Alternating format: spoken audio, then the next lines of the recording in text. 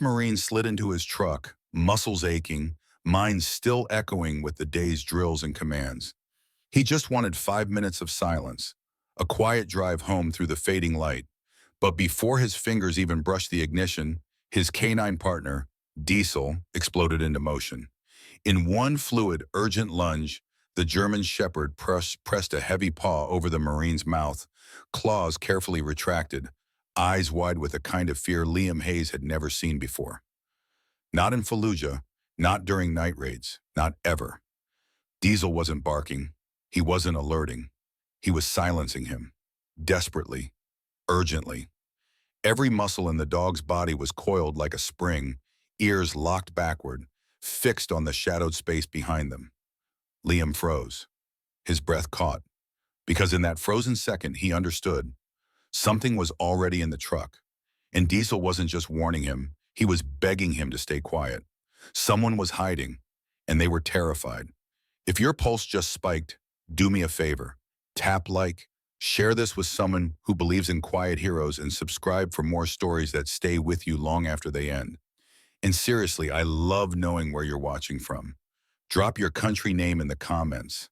From Canada to Chile, your words travel farther than you know. Sergeant Liam Hayes exhaled slowly, the kind of breath that carried the weight of sand, sweat, and sleepless nights. His uniform clung to him like a second skin, soaked with the Georgia heat and the exhaustion only those who've served can truly understand. He'd just wrapped up another grueling week at the bun, his thoughts already drifting toward a cold shower and the quiet hum of his garage back home. In the passenger seat, Diesel rested, calm, watchful, the picture of disciplined loyalty. They'd been through hell together, this dog and him. 3 deployments, countless patrols, and never once had Diesel flinched at gunfire or chaos. He was Liam's shadow, his anchor, the one being on Earth Liam trusted without question. Which was why, when Diesel suddenly rose from his seat, ears snapping forward like radar dishes, Liam felt the first cold prickle of dread crawl up his spine. He never imagined that in this ordinary parking lot, under an ordinary twilight sky, Diesel wouldn't just protect him, he'd lead him straight into someone else's nightmare. Diesel moved faster than thought. One moment he was calm, the next his weight shifted forward, paws braced on the center console, his muzzle inches from Liam's face. Then, firm, deliberate, he planted a paw over Liam's mouth, pressing just enough to stop sound, not to hurt. Liam's heart hammered against his ribs. This wasn't play. This wasn't training. This was pure, unfiltered alarm. Diesel's eyes, usually steady, unreadable, were wide, dilated, locked not on the road ahead or the trees beyond, but on the back seat. His body trembled, not with fear for himself, but with the urgency of a warning too grave for barking. Liam lowered his hand from the keys slowly, deliberately. He didn't speak, didn't breathe too loud, because in all their years together, Diesel had never done this. Never.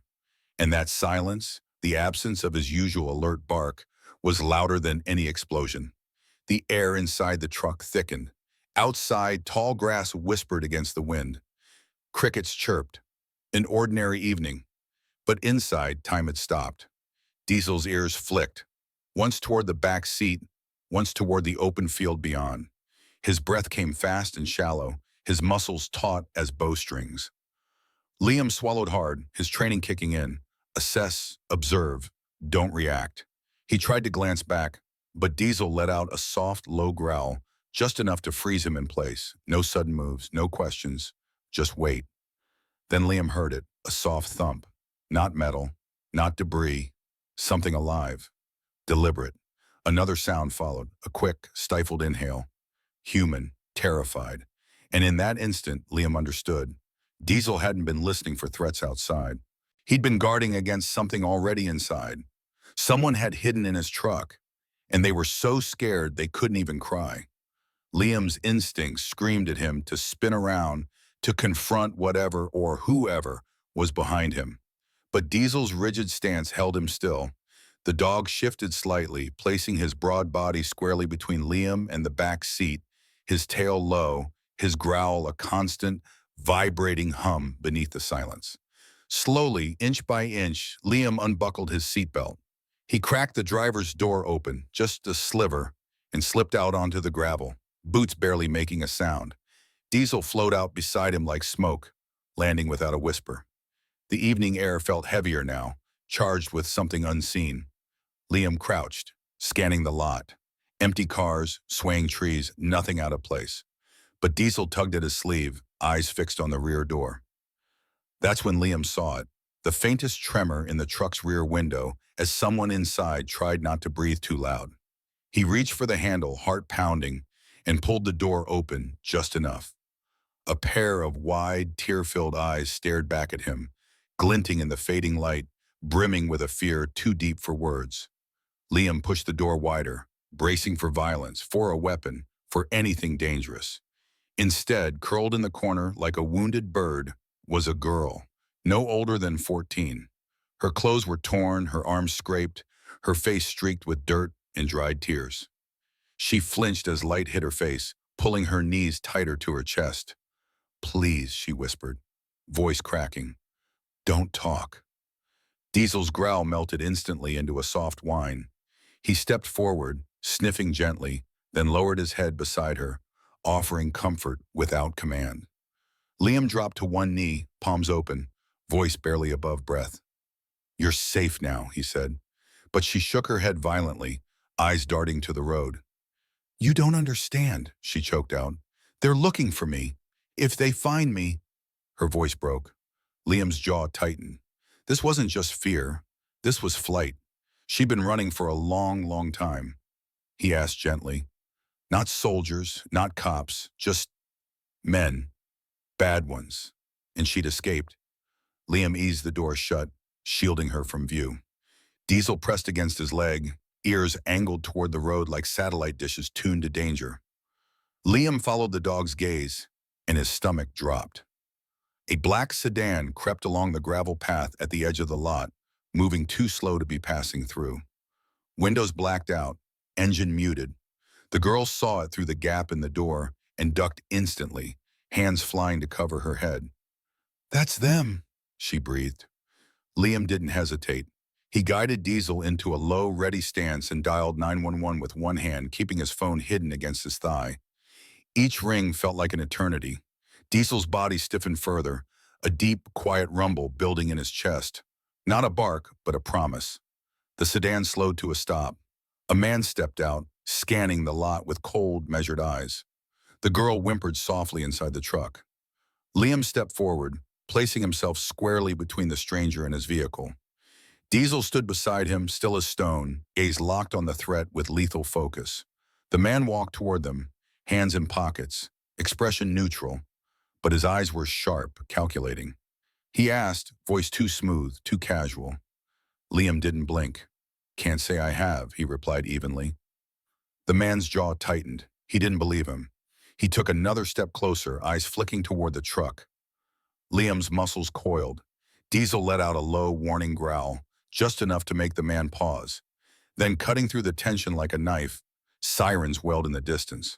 Blue and red lights flashed over the trees. The man spun, startled, but it was too late.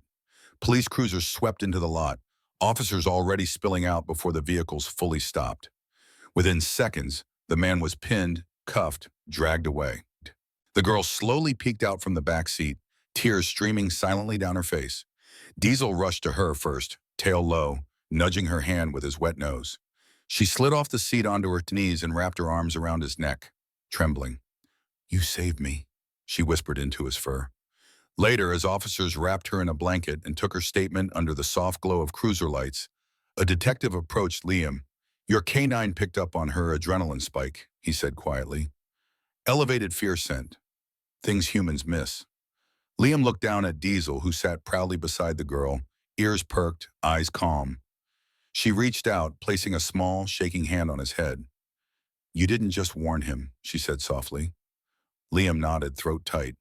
"Yeah, buddy," he murmured, scratching behind Diesel's ears. And Diesel, ever steady, ever silent, simply leaned into her touch.